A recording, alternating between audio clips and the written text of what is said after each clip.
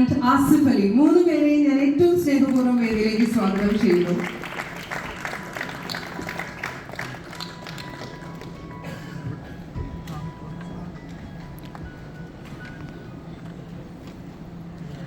മൂന്ന് പേരും ഇന്ന് ഈ വേദിയിൽ നിൽക്കുമ്പോൾ മൂന്ന് പേരുടെയും മുഖത്തൊരു സ്വപ്ന സാക്ഷാത്കാരം എനിക്ക് കാണാൻ സാധിക്കുന്നുണ്ട്. കാരണം മലയാളത്തിൽ എന്നല്ല, ഇന്ത്യയിലെ തന്നെ ഓരോ നടന്റെയും ആഗ്രഹമായിരിക്കും ഒരിക്കലെങ്കിലും NT വാസുദേവൻ നായർ സാറുടെ തൂലികയിൽ പിറന്ന് ഒരു കഥാപാത്രമായി സിനിമയിൽ അഭിനയിക്കുക, അല്ലെങ്കിൽ അഭ്രപാളിയിൽ ജീവിക്കുക എന്നുള്ളത്. ആ ഭാഗ്യം കരസ്ഥമാക്കിയിട്ടുള്ള മൂന്ന് പേര് എന്നിവിടെയുണ്ട്.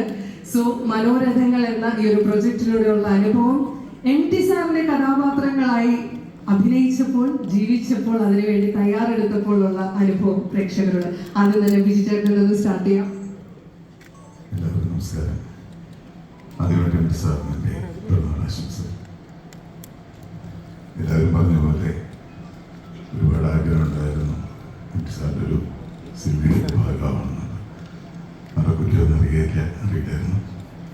എന്തോ ഭാഗ്യം പോലെ പ്രിയ സാറിലൂടെ സംഭവിച്ചു. ഒരു സ്വപ്നം പോലെയായിരുന്നു അത്. ഒരുപാട് സന്തോഷം. ഒരുപാട് ബിസിനസ്സിലൂടെ കാണാൻ കഴിയും, അവരോട് വേദി പങ്കിടാൻ കഴിയും. ടെൻഷനുണ്ട് തീർച്ചയായിട്ടും. ബിസിനസ്സിലൂടെ നിൽക്കുന്നു. ഒരുപാട് ഭാഗ്യം, സന്തോഷം.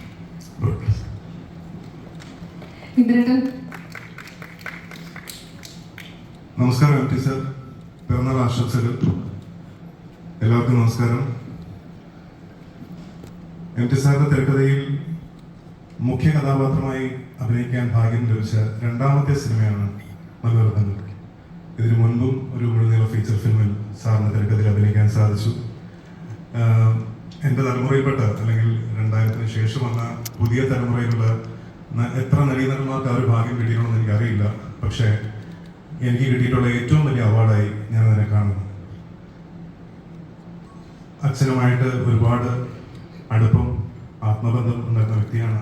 അച്ഛൻ മാത്രമല്ല, അച്ഛൻ്റെ കുടുംബക്കാര്. ശരിക്കും ഈ കടൽക്കാറ്റ് എന്ന മനോരഥങ്ങളുടെ സെഗ്മെന്റിലാണ് ഞാൻ അഭിനയിച്ചിരിക്കുന്നത്. NT സാറിന്റെ തന്നെ ബന്ധനം എന്ന ഷോർട്ട് സ്റ്റോറി ആസ്പദമാക്കിയാണ് കടൽക്കാറ്റ് എന്ന സിനിമ ചെയ്തിരിക്കുന്നത്. കോയിൻസിഡന്റ്ലി എനിക്ക് അച്ഛൻ അഭിനയിച്ചതിൽ എനിക്ക് ഏറ്റവും പ്രിയപ്പെട്ട കഥാപാത്രം സാർ തന്നെ സംവിധാനം ചെയ്ത ബന്ധനം എന്ന സിനിമയിലെ കഥാപാത്രമാണ്. സോ ഇപ്പോൾ കഥയൊന്നല്ലെങ്കിലും സാറിന്റെ ബന്ധനം എന്ന ഷോർട്ട് സ്റ്റോറിയാണ് ഇവിടെ കടൽക്കാറ്റായിട്ട് തോന്നിയിരിക്കുന്നത്.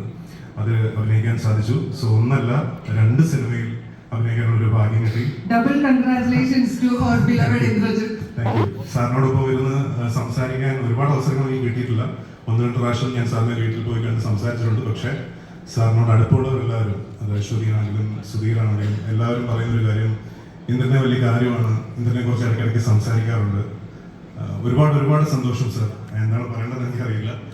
ആൻഡ് ഈ ഒരു അവസരത്തിൽ ആയുരാരോഗ്യ സൗഖ്യങ്ങൾ നേർന്നുകൊള്ളുന്നു, പിറന്നാൾ ആശംസകൾ നേർന്നുകൊള്ളുന്നു. Wishing you a very happy birthday sir. Thank you. Asif. എല്ലാവർക്കും നമസ്കാരം. ഹൃദയം നിറഞ്ഞ പിറന്നാൾ ആശംസകൾ NT സാർ. ഒരുപാട് സന്തോഷത്തോടും അഭിമാനത്തോടും കൂടിയാണ് ഇവിടെ നിൽക്കുന്നത്. ഞാൻ ആദ്യമായി NT സാറിന്റെ മുന്നിൽ എത്തുന്നത് നീലത്താമര എന്ന സിനിമയുടെ ഓഡിഷന് വേണ്ടിയിട്ട് ലാൽ ജോസ് സാറിനെ വന്ന് കാണാൻ പറഞ്ഞപ്പോഴാണ്. അന്ന് ഒരു മലയാളി ലുക്കില്ല എന്ന് പറഞ്ഞ് എനിക്കതിൽ നിന്ന് മാറേണ്ടി വന്നു. അതിനുശേഷം നീണ്ട 13 വർഷത്തെ കാത്തിരിപ്പാണ് സാറിൻ്റെ ഒരു ക്യാരക്ടർ ചെയ്യാൻ പറ്റിയത്. അതിൻ്റെ ഒരു സന്തോഷം തീർച്ചയായിട്ടും ഉണ്ട്. അശ്വതി മാം, സാറിൻ്റെ മകൾ അശ്വതി മാം ഡയറക്റ്റ് ചെയ്ത ഫിലിമിലാണ് ഞാൻ അഭിനയിക്കുന്നത്. മധുബാലയാണ് എൻ്റെ കൂടെ അഭിനയിച്ചിട്ടുള്ളത്. ഒരുപാട് സന്തോഷം. Thank you. തീർച്ചയായിട്ടും ആസിഫ്.